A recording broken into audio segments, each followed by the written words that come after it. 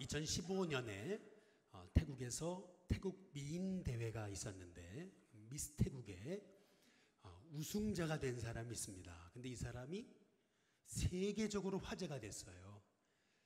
이분이 외모가 예뻐서 말솜씨가 좋아가지고 세계적으로 화제가 된 게 아니에요. 이분이 화제가 된 것은 이분의 감사 때문에 그렇습니다. 이분은 미스 태국의 우승자가 된 다음에 그 즉시 집으로 달려갔습니다. 그래서 쓰레기를 줍고 계시는 청소부 어머니에게 달려가서 왕관을 쓴 채로 또 어깨에 띠를 두른 채로 어머니 앞에 무릎을 꿇고 감사의 고백을 올렸거든요. 이게 화제가 됐어요. 한번 보여주실래요? 이름은 민트 카니슈타라고 하는 그 여성입니다. 정말 이름처럼 민트 이름처럼 정말 향기가 감사의 향기가 흘러넘치는 참 감동적인 그러한 기사였는데요. 이 민트 카니슈타는 가족 형편이 어려워서 대학을 가고 싶었지만 대학을 못 갔어요. 그래서 일터로 뛰어들었습니다. 일을 하는 중에 동료들이 한번 미스 태국 경연대회 한번 나가봐라 격려를 해줘서 나갔다가 당선되게 된 겁니다. 그 우승 소감에 대해서 이 민트 카니슈타는 이런 얘기를 했습니다. 나는 어머니께 감사하다고. 내가 우승자가 된 것은 어머니 때문이라고. 우리 가정의 형편이 어려웠지만 그 어려움 때문에 기죽지 않으시고 오히려 당당하게 열심히 일하시는 그 엄마의 모습이 나에게 한 번도 열등감을 느껴보지 못하게 했다고. 그러면서 그런 얘기를 했습니다. 나는 어머니가 자랑스럽고 나는 어머니를 사랑합니다. 어머니께 감사합니다. 이제 그러한 고백을 올려드렸던 것을 이제 볼 수가 있습니다. 이 민트 카니슈타를 통해서 알 수 있는 그 감사의 교훈은 감사는 모든 것을 갖춘 사람이 하는 것이 아니라는 것입니다. 감사는 은혜를 깨달은 사람이 할 수 있는 거라는 겁니다. 저는 오늘 이 10월 마지막 주일, 우리 추수감사주일을 앞둔 오늘 이 주일 아침에 감사의 축복이 무엇인지 함께 말씀을 통해 은혜를 좀 나눴으면 좋겠는데요. 한번 따라해 보겠습니다. 감사의 축복. 네, 감사의 축복이 무엇인지 오늘 말씀을 통해서 우리가 함께 은혜 받기 원하는데요. 먼저 감사는 보잘것없는 인생을 존귀하게 만드는 능력이 있습니다. 감사는요, 한 인생을 존귀하게 만들어요. 감사하는 그 자체가 그 사람을 참 위대하게 만듭니다. 잠깐 짧은 영상 하나를 좀 보겠는데요. 여러분 잘 아시는 천상의 목소리라고 불리우는 레나 마리아의 영상입니다. 감사를 통해서 이 레나 마리아가 이게 얼마나 존귀한 인생이 됐는지 여러분 한번 잠깐 영상을 통해 보시겠습니다.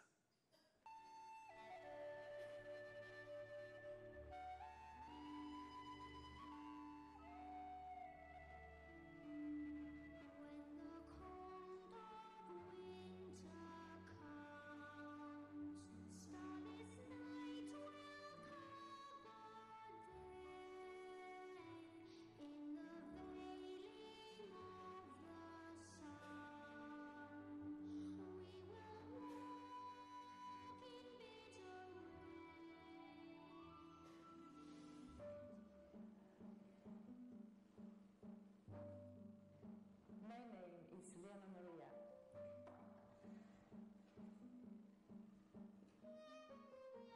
Since I'm born with no arms and hands, I use my feet instead.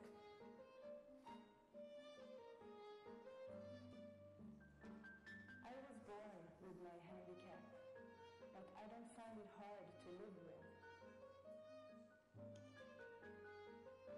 My way of doing things is just a bit different compared to others.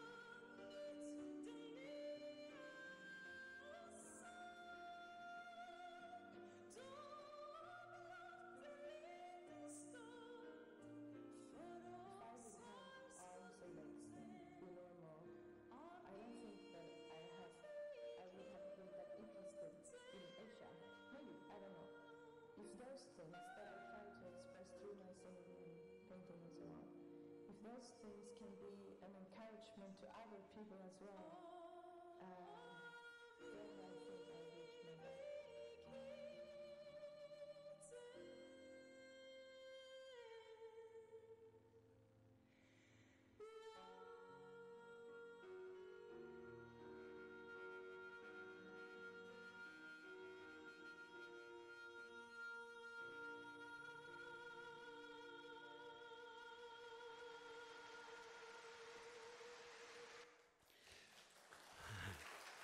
네, 여러분이 보셨다시피 레나 마리아는 두 팔이 없이 그리고 짧은 한쪽 다리마저 뒤틀린 그런 선천적 중증 장애인으로 태어났습니다.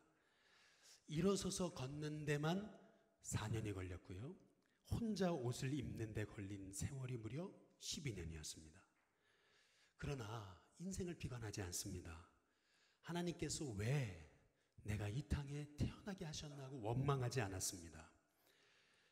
오히려 일반인도 어렵다고 하는 장애인 그 수영대회에 나가서 세계의 올림픽에 나가서 4개 메달을 따는 사관왕을 그런 역사를 이루는 그런 수영선수가 되는 것을 볼 수가 있습니다. 또한 천상의 목소리로 사람들에게 삶의 기쁨과 소망을, 희망을 전하는 소망 전도사로 활동하고 있습니다.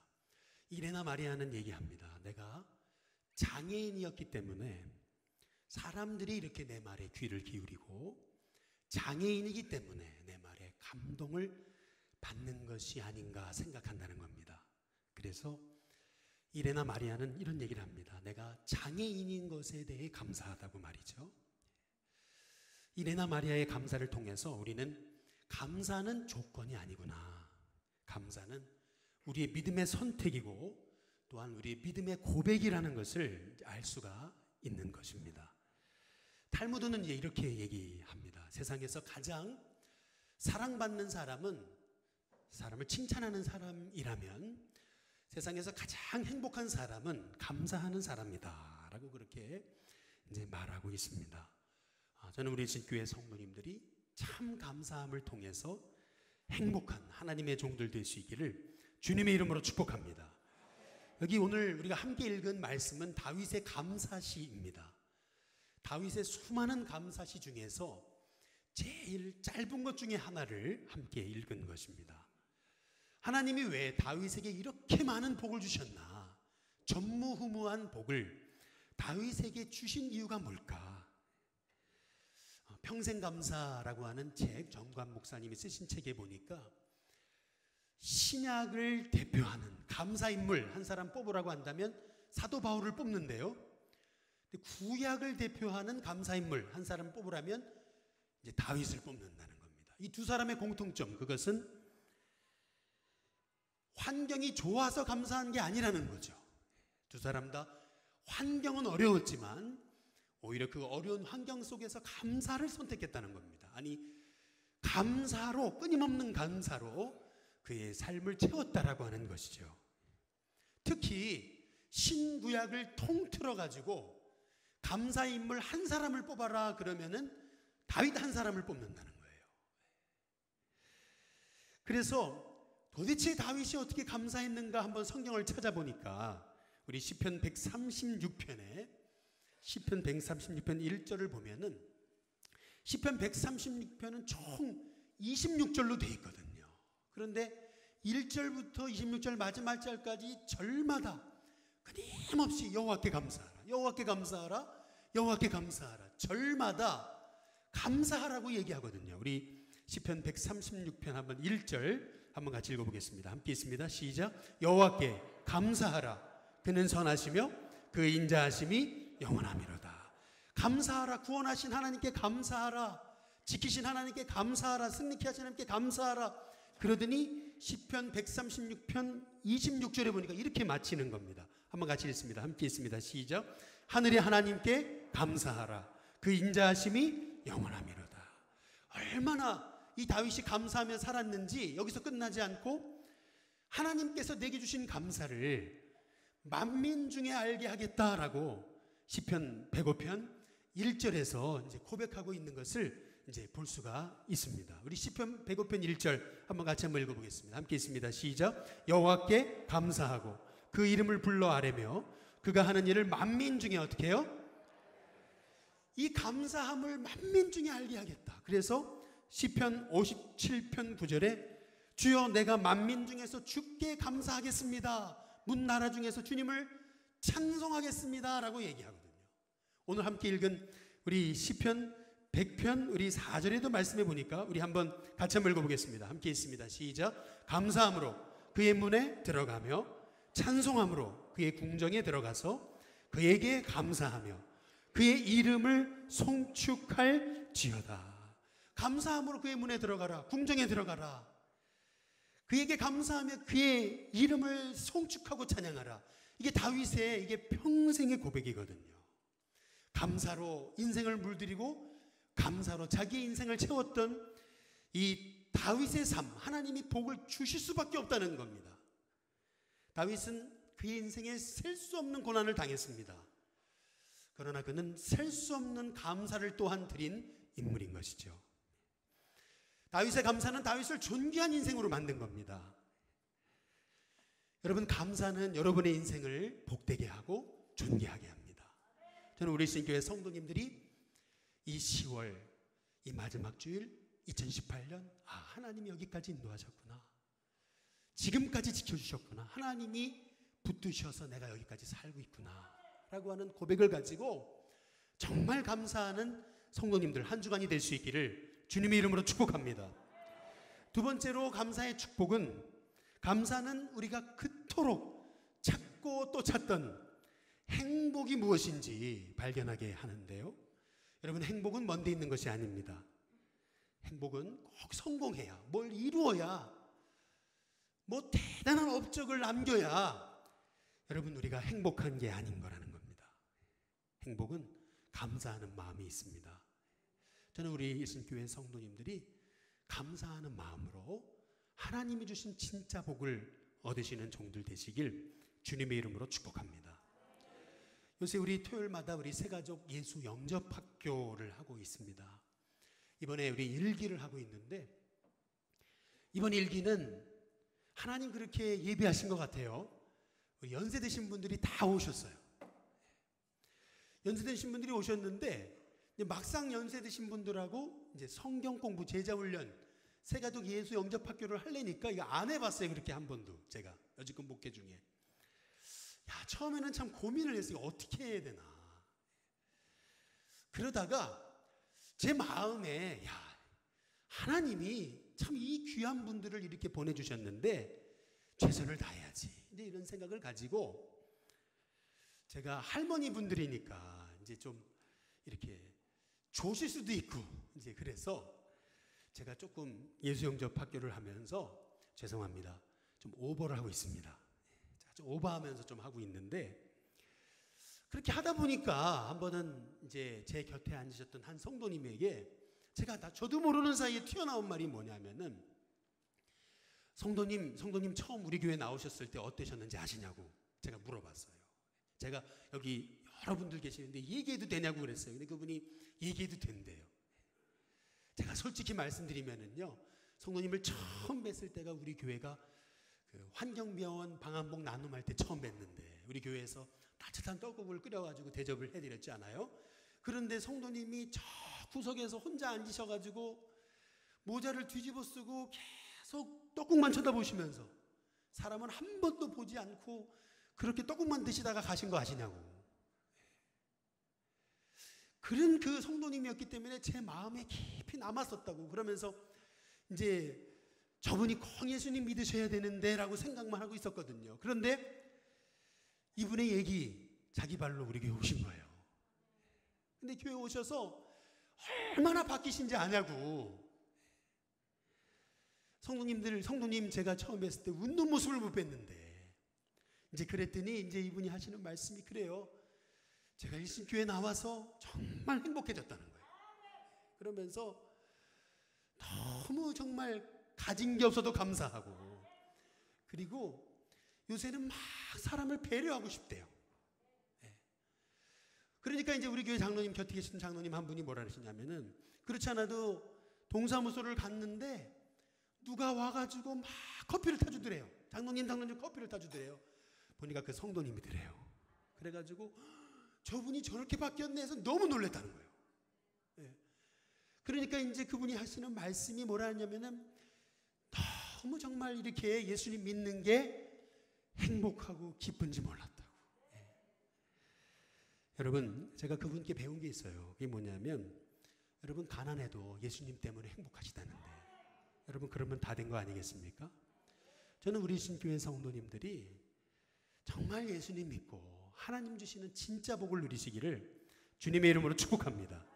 역대상 15장 29절에 보면은 여호와의 언약궤가 다윗성으로 들어올 때에 사울의 딸 미갈이 창으로 내다보다가 다윗 왕이 그다음 뭐죠?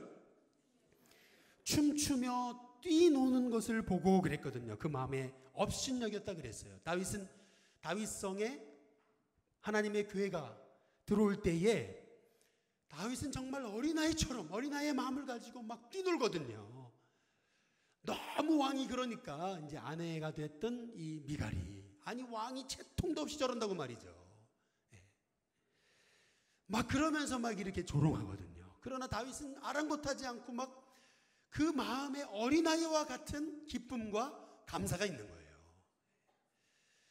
우리가요 뭐 대단한 걸 이루어서 감사한 게 아니에요.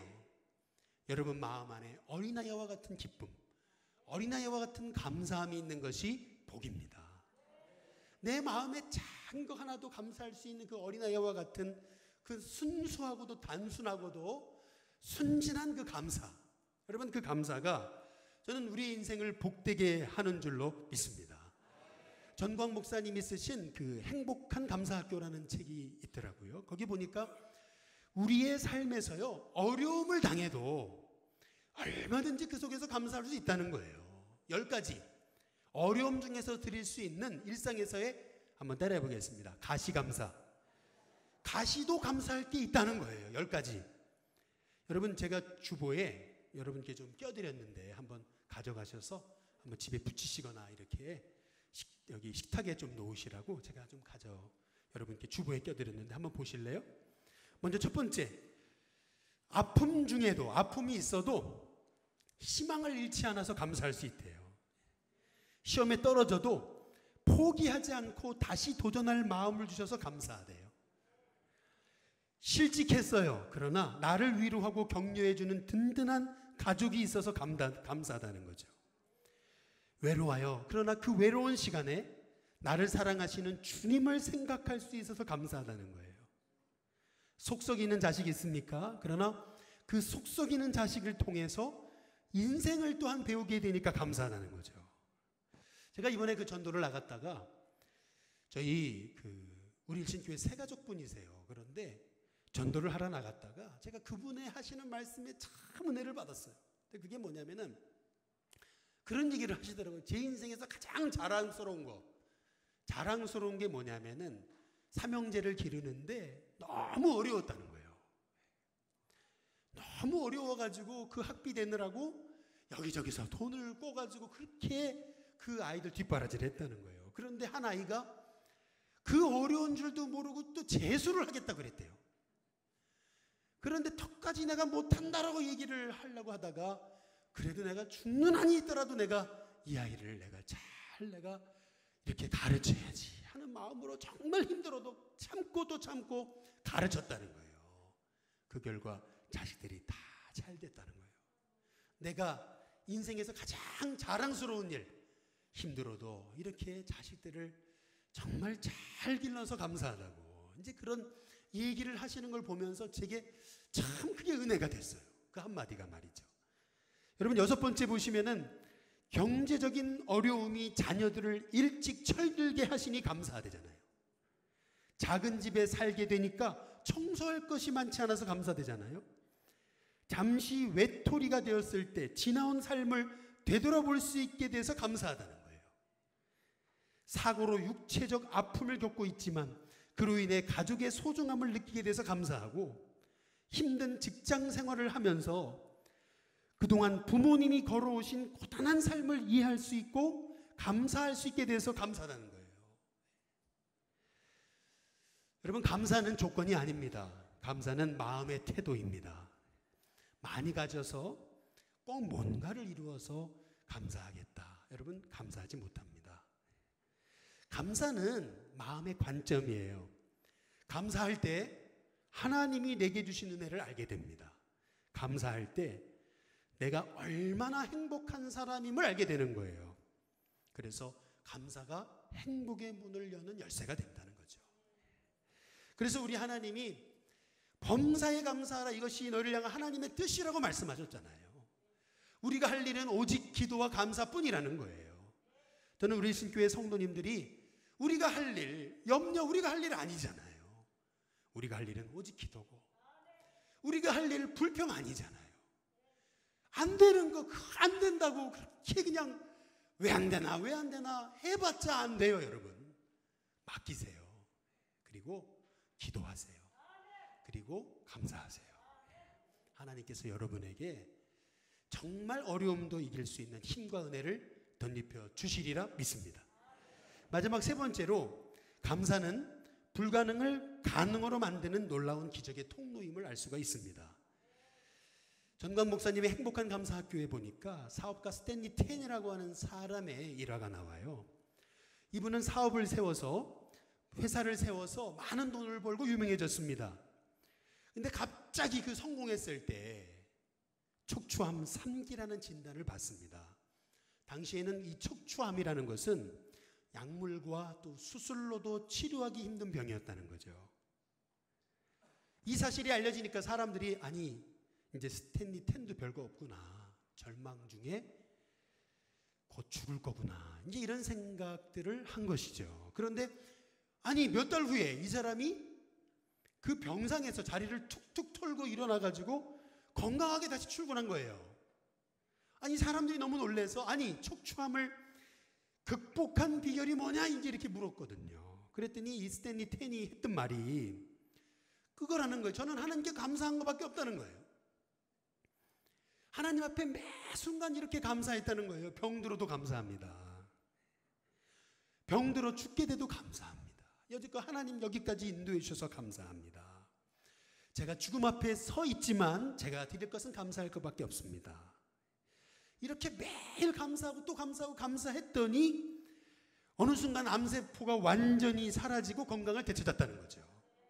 뭐 기적 같은 얘기, 여러분 말도 안 되는 얘기처럼 들릴지 모르지만은 여러분 이것이 감사의 축복이고 또 감사의 기적인 것이에요. 그래서 시편 103편 2절에서 다윗이 얘기하는 거예요. 우리 같이 한번 봉독해 보겠습니다. 함께 있습니다. 시작. 내 영혼아 여호와를 송축하며 그의 모든 은택을 잊지 말지어다. 그가 내 모든 죄악을 사하시며 내 모든 병을 고치시며. 여러분 여기 보시면은 이 말씀은 명령이에요. 누구에게 명령하는 거냐면 자기에게. 남한테 하는 게 아니에요. 자기에게. 우리 가슴에 한번 손을 얹고 이렇게 손을 얹고 따라해 보겠습니다. 내 영혼아 여호와를 송축하라. 또 다시 내 영혼아 하나님께 감사하라. 또 따라해 보겠습니다. 내 영혼아 하나님을 찬양하라. 예, 누구에게 명령하고 있다고요? 나에게 명령하고 있는 거예요. 지금 다윗이 나에게 내 영혼아 여호와를 송축하라. 그가 내 모든 병을 고치시며 라고 얘기하고 있잖아요. 남한테 하는 얘기가 아니에요. 자기에게 하는 얘기예요. 자기에게. 다윗은 끊임없이 자기에게 내 영혼아 여호와를 송축하고 내 영혼아 여호와를 찬양하고 내 영혼아 여호와께 감사해라. 자꾸 불평이 생겨요. 그때마다 가슴에 손을 얹고 고백해요. 여러분 내 영혼아 여호와를 송축해라 말이죠. 여러분 가정 형편을 보고 낙심이 생겨요. 그때마다 가슴에 손을 얹고 명령하세요. 내 영혼아 여호와를 찬양하라 말이죠. 감사할 때 인간의 힘으로 안 되던 문제들이 인간의 힘으로 풀리지 않던 문제들이 풀리고 병이 낫는 은혜가 있게 하시리라 믿습니다. 그래서 존 헨리 박사가 감사는 최고의 항암제라 그랬잖아요. 감사는 최고의 해독제라 그랬습니다. 치료제라고 그랬습니다. 지난주에 어떤 분이 그런 얘기를 하시더라고요. 어떤 교회에 이제 그 창립기념 예배를 갔는데 본인하고 목사님 빼고 교인이 2명밖에 없더래요. 이제 그러면서 그렇게 그냥 이렇게 주체하지 못하는 눈물을 흘리세요. 예배가 끝났는데 이렇게 국수, 따뜻한 국수를 끓여서 주시는데 그 국수를 못 먹겠더라는 거죠. 저는 이제 그 얘기를 이제 듣고 이제 그날이 이제 저녁 시간이었는데 이제 제가 남산으로 이렇게 올라가면서 제가 남산길을 조금 걸었습니다. 조금 걷는데 이제 어두컴컴해지면서 불빛이 있고 차들이 지나가는데 제 마음속에 들었던 생각이 뭐냐면 이렇게 어려운 교회들이 많구나. 그런 생각을 좀 해봤어요. 그렇게 어려운 중에도 그 2명의 교인 놓고서 그 국수 끓여가지고 대접해 주시는 그러한 목회자들이 많구나. 그거에 비하면 저는 이 젊은 나이에 얼마나 제가 복을 받았나. 제가 그 생각을 좀 해봤어요. 근데 그 생각을 좀 해보게 되면서 이렇게 좋은 교회, 이렇게 좋은 성도님들, 그리고 그렇게 교회들이 어렵다는데 다 재정적으로 마이너스라는데 우리 교회는 마이너스도 안 되고 계속 하나님이 흑자를 주시잖아요. 계속 재정이 하나님의 은혜로 넘치게 하시는 것을 보면서 제가 그걸 가만히 생각해 보니까 이런 복을 받았는데 이걸 나 혼자 가지면은 이건 죄구나. 그 생각을 했다니까요, 제가요. 이거 나 혼자 가지면은 하나님 나에게 벌 주시겠구나. 이런 두려운 마음이 들더라고요. 그래가지고 기도하고 있습니다. 이번에 연말에 이제 재정을 짜는데 어떻게 하면 더 미자리 교회 섬기고 또 해외 선교사님 섬기고 우리 주변 이웃을 더 섬길 수 있을까? 우리 연초 연말 또 계속 쌀나눔하고 뭐 늘 푸른 학교 하고 또 계속 나눠주잖아요. 우리 교회 뭐 장학금하고 계속 나눠주잖아요. 그런데 하나님이 주시는 복의 원리는 뭐냐? 나눠주면 모자랄 것 같은데 감사해서 나눠주면 하나님이 더 배로 그 이상으로 채워주신다는 거예요. 그래서 저는 우리 일신교회 성도님들이 우리 일신교회가 정말 감사 나눔을 통해서 이 땅의 어려운 이들에게 진짜 소망을 주는 우리 일신교회가 되기를 간절히 기도하는 그날 밤이었어요. 여러분 제가 주보에 제가 껴드렸잖아요. 감사십계명 한번 보실래요? 너무 좋더라고요. 이 얘기가 제가 만든 게 아니고요. 이게 행복한 감사학교라는 책에 나오는 글이에요. 함께 나누고 싶어서 여러분께 조금 함께 소개하는데요. 우리 두꺼운 그 타이틀만 같이 한번 읽어보겠습니다. 첫 번째 시작. 여러분 감사는 생각에서 나오는 거예요. 여러분이 어떤 생각을 갖느냐에 따라서 감사할 수 있기도 하고 불평할 수도 있는 겁니다. 두 번째, 그 다음 시작. 아주 작은 것에서 감사하지 못하면 큰 것도 감사 못해요. 작은 것부터 감사해야 됩니다. 그 다음에 세 번째 시작. 자신에게도 좀 감사하십시오. 한번 가슴에 이렇게 한번 손을 얹고 한번 따라해 보겠습니다. 나에게 고맙다. 저는 어떤 때 이렇게 주일날 1, 2부 설교를 하고 또 젊은이 설교하고 5예배 설교까지 하잖아요. 이 설교가 다 다르잖아요. 그리고 또 끝나고 나면 속회 지도자 훈련하고 또 뭐 예를 들면은 뭐 기획위원회 하고 그리고 뭐 또 끝나면은 또 신방 있을 때가 있어요. 그러면은 뭐 밤에 8시나 혹은 9시, 10시에 들어올 때가 있거든요. 하루 종일 아침부터 일어나가지고 하루 종일 밤 이제 사역을 마치고 집에 들어올 때 저에게 그래요. 동규야 고맙다. 참 수고했단 말이에요. 저 스스로에게 참 너 수고했다 이러거든요. 그런데 그러면은요 하루 동안 힘들었던 게 그냥 눈 녹듯이 탁 놓는 걸 경험해요. 여러분도 한번 해보세요. 사실인지 거짓인지 할렐루야. 해보세요. 한번 힘들고 어려울 때 참 너 참 잘하고 있다. 너 참 수고한다. 너 진짜 대단하다. 여러분 스스로에게 해보시라고요. 네 번째, 여러분 같이 읽겠습니다. 시작. 좀 하늘도 쳐다보시고 감사하시고 오늘 여기 일신교회 올라오다 보면은 우리 뭐 최모 장로님이 맨날 물 줘가지고 가꾸시잖아요. 여러분 이거 보면서 꽃도 보고 좀 감사하시고 좀 하시라는 거예요. 여러분 다섯 번째 같이 읽습니다. 시작. 문제에도 항상 해결책이 있어요. 해결책이 없는 문제는 없어요. 앞문이 막혀요? 뒷문이 막혀요? 옆문이 막혀요? 여러분, 헬렌 켈러가 얘기했죠. 하늘문을 여세요. 문제는 반드시 해답이 있습니다. 여섯 번째, 같이 시작. 옆에 사람하고 계속 감사를 나누세요. 가족들과 감사를 나누세요. 그리고 일곱 번째, 시작. 최고의 감사는 문제 앞에 드리는 감사입니다. 여덟 번째, 시작. 여러분, 잠자기 전까지 짜증내면서 여러분 잠자지 마시기 바랍니다. 잠자기 전에는 하루 동안 힘들어도 감사하면서 여러분 잠들시기를 바랍니다. 잠들기 전에 저녁에 잠자기 전 감사는 영혼의 청소가 된다. 참 멋지지 않습니까? 아홉 번째, 시작. 여러분, 감사하면은 감사한 대로 이루어집니다.